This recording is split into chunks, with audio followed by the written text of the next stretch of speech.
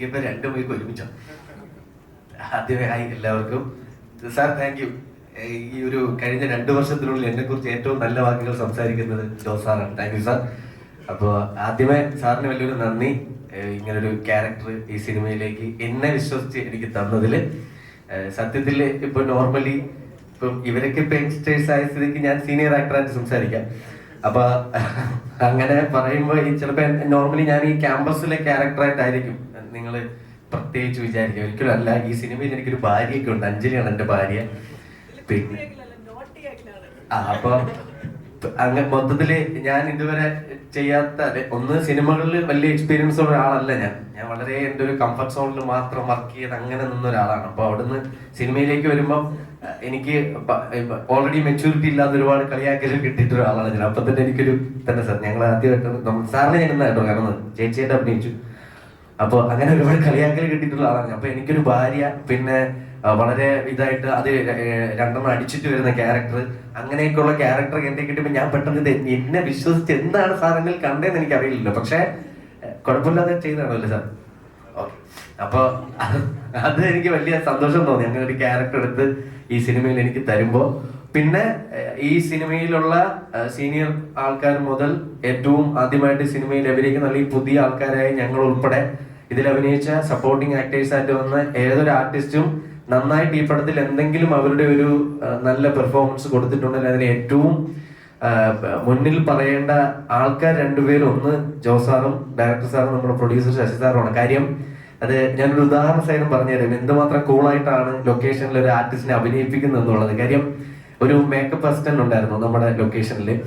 അപ്പോൾ നമ്മുടെ ഒരു സീന് കോർട്ടിൽ ഷൂട്ട് ചെയ്തുകൊണ്ടിരിക്കുകയാണ്. മീന മാം എന്നെ ഇത് ചെയ്യുന്ന സീൻ. അപ്പൊ ഞാൻ അതിനകത്ത് നിപ്പുണ്ട്. അപ്പൊ മീന മാം നിൽക്കുന്നതിന്റെ തൊട്ട് പുറകില് ഒരു സപ്പോർട്ടിങ് ആർട്ടിസ്റ്റ് ഒരു ചേച്ചി നിപ്പുണ്ട്, ചേച്ചി ചേട്ടൻ നിപ്പുണ്ട്. അപ്പൊ ആ ചേട്ടന്റെ മുടി ഇങ്ങനെ ജസ്റ്റ് പൊങ്ങി നിൽക്കുകയാണ്. അപ്പൊ ഈ ക്ലോസ് വയ്ക്കുമ്പോ സൈഡില് ആ പുള്ളിയുടെ മുടി ഇങ്ങനെ നിൽക്കുന്ന കാണാം. അപ്പൊ മോണിറ്ററിലാണ് ജോസാദ് ഇരിക്കുന്നത്. സാറിന് നോക്കിക്കൊണ്ടിരിക്കുമ്പോൾ ആ പുള്ളിയുടെ മുടി ചെറുതായിട്ട് പൊങ്ങിയിരിക്കുക. നോർമലി ഒരു ഡയറക്ടറിന് അവിടെ ഇരുന്നിട്ട് അതെ ആ മേക്കപ്പിലാരെല്ലാം വന്ന് പുറകിലേക്ക് നാളുടെ മുടി ഒന്ന് ശരിയാക്കി കൊടുക്കണേ, ഇത്രയും പറഞ്ഞാൽ മതി, അവിടെ തീരും.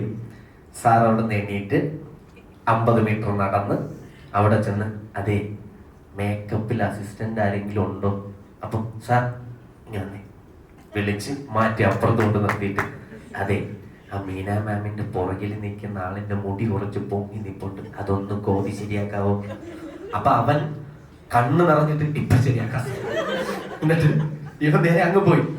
ഇത് എനിക്ക് കുറെ കഴിഞ്ഞു ഇവൻ എന്റെ അടുത്ത് ടച്ച് ചെയ്യാൻ മനസ്സിലേക്ക്, അണ്ണാ എനിക്കിന്ന് ഭയങ്കര സന്തോഷമുള്ള ദിവസം എന്ന് പറഞ്ഞു. എന്തൊക്കെയാ, ഞാൻ ഇതിനു മുമ്പ് ആ സിനിമയുടെ പേര് പറയുന്നില്ല, വളരെ ഹിറ്റായിട്ടുള്ള ഒരു സിനിമയിൽ വർക്ക് ചെയ്തിട്ടാണ് നമ്മുടെ ലൊക്കേഷനിലേക്ക് വരുന്നത്. ഞാൻ ഇതിനു മുമ്പ് വർക്ക് ചെയ്തത് ആ സിനിമയിലായിരുന്നു.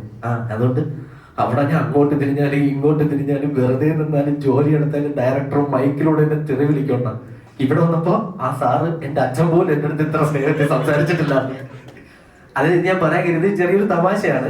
പക്ഷെ ഇതേ ആറ്റിറ്റ്യൂഡാണ് സാർ ആർട്ടിസ്റ്റുകളും കാണിക്കുന്നത്. അപ്പൊ നമ്മളൊരു സാധനം ചെയ്തിട്ട് നമുക്ക് സാറിന് വേണ്ട സാധനം എന്താണ് സാറിന് വ്യക്തമായിട്ട് അറിയാം. അപ്പൊ നമ്മൾ ചിലപ്പോൾ സംസാരിച്ച് വരുമ്പോൾ ആ മാറ്ററിൽ നിന്ന് കൈവിട്ടു പോകും, അല്ലെങ്കിൽ മോഡുലേഷൻ ചേഞ്ച് ആവുകയോ അല്ലെങ്കിൽ ആ മൂഡ് ചേഞ്ച് ആയൊക്കെ നമ്മൾ പറയും, എക്സ്പീരിയൻസ് അല്ലാത്ത ആൾക്കാരായതുകൊണ്ട്. സാർ ഇതുപോലെ എണീറ്റ് വരും, അഖിലേ നമുക്ക് അവിടെ അങ്ങനെ പറയണ്ട, ഇങ്ങനെ പറഞ്ഞ് അത് സാറിന് മൈക്കിലൂടെ പറഞ്ഞാൽ മതി. പക്ഷെ നമ്മുടെ കംഫർട്ട് ആക്കാൻ വേണ്ടിയിട്ട് മൈക്കിലൂടെ പറയുമ്പോൾ എല്ലാവരും കേൾക്കില്ലേ. അപ്പൊ സ്വാഭാവികമായിട്ട് പുതിയ ആൾക്കാരെ നമുക്ക് എല്ലാവരും നിൽക്കുക അഖിൽ അങ്ങനെയല്ല കേട്ടോ, അതിങ്ങനെ പറയണമെന്ന് പറയുമ്പോൾ നമുക്കൊരു ടെൻഷൻ ഉണ്ടായാലോ എന്ന് വിചാരിച്ചിട്ട് സാറ് വന്ന് അടുത്ത് നിന്ന് പറയും. അത് ഇവിടെ ഇതിൽ അഭിനയിച്ച ഓരോ പുതിയ ആർട്ടിസ്റ്റുകൾക്കും അത് ഭയങ്കരമായിട്ട് ഗുണം ചെയ്തിട്ടുണ്ട്. അതുകൊണ്ട് നന്നായിട്ട് പെർഫോം ചെയ്യാൻ പറ്റിയിട്ടുണ്ട്. അതുപോലെ പ്രൊഡ്യൂസർ സാറിനെ ആണെങ്കിലും സാറ് രാവിലെ വന്നു കഴിഞ്ഞാൽ സാറിന് ഒരു ആവശ്യമില്ല, കാരണം സീനിയർ ആയിട്ടുള്ള ഒരുപാട് ആക്ടേഴ്സ് ആ ലൊക്കേഷനിലുണ്ട് ഒക്കെ ഉണ്ട്. എന്നാലും സാർ വന്നിട്ട് അഖിൽ കഴിച്ചോ, അഖിൽ എങ്ങനെയുണ്ട്, ഇന്നലെ താമസം എങ്ങനെയുണ്ടായിരുന്നു അഖിൽ, ഓക്കെ അല്ലേ, ഇവിടുന്ന് ട്രിവാൻഡ്രത്ത് നിന്ന് വന്നോ അതോ ഇവിടെ ഞാൻ പറഞ്ഞു ഇന്ന് രാവിലെ എത്തി സാർ, ഓക്കെ ഇന്നിപ്പോ ഇവിടെ വന്നപ്പോൾ പോലും സാറ് നമ്മളെ കുറിച്ച് തിരക്കേണ്ട ആവശ്യമില്ല. നമ്മളെ സംബന്ധിച്ച് പ്രൊമോഷൻ എന്ന് പറഞ്ഞാൽ പറന്നു വരണം. കാര്യം ഒരുപാട് സിനിമകൾ ചെയ്യുന്ന ആൾക്കാരല്ല. സാർ എങ്ങനെയാണ് എല്ലാവരോടും സംസാരിക്കുന്നത് അല്ലേ.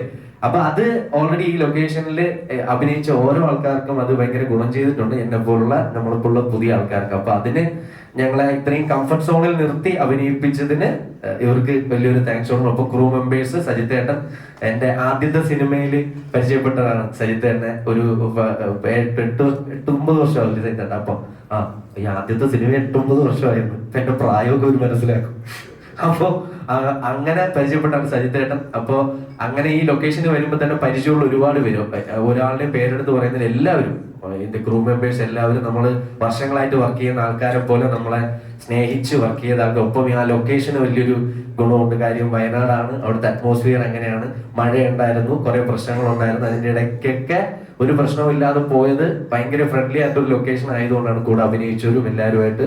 പിന്നെ ഏറ്റവും വലിയ എന്ന് പറയുന്ന ബിഗ് ബോസ് എന്ന് പറയുന്ന ഷോ കഴിഞ്ഞതിന് ശേഷം ഞാനും സൂരജും തമ്മിൽ ഒരുപാട് TV ഷോസ് പല ചാനലുകളിൽ നിന്നും വിളി വരികയും സംസാരിക്കുകയും ഒക്കെ ചെയ്തിട്ടും എനിക്ക് തോന്നുന്നു ഒരുമിച്ച് ഒരു TV ഷോ ചെയ്യാനുള്ള ഒരു ഇത് നടന്നില്ല. അല്ലെങ്കിൽ ഞങ്ങൾക്ക് അത്രയും കംഫർട്ടായിട്ടും ഇഷ്ടമുള്ള ഒരു ഷോയിലേക്ക് ഞങ്ങൾക്ക് വരാൻ പറ്റില്ല. ഞങ്ങൾ ചെയ്യുമ്പോൾ ഒരു നല്ല ഷോ ചെയ്യണമെന്ന് പ്രാർത്ഥിച്ചിരുന്നുകൊണ്ട്.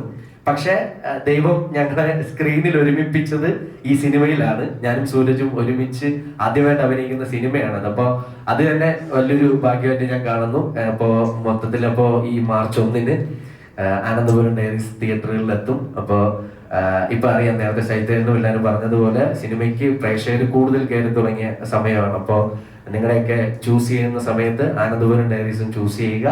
കുറെ പേരുടെ സ്വപ്നമാണ്, കുറെ പേരുടെ ലൈഫാണ്, കുറെ പുതിയ ആൾക്കാരുടെ വരവും കൂടിയാണ്. അപ്പോൾ എല്ലാവരും സപ്പോർട്ട് ചെയ്യുക, തിയേറ്ററിൽ കയറി കാണുക. അഭിപ്രായങ്ങൾ എങ്ങനെയെങ്കിലും അറിയിക്കാൻ പറ്റുന്ന വഴികളുണ്ടെങ്കിൽ അതുവഴി അറിയിക്കുക. Thank you.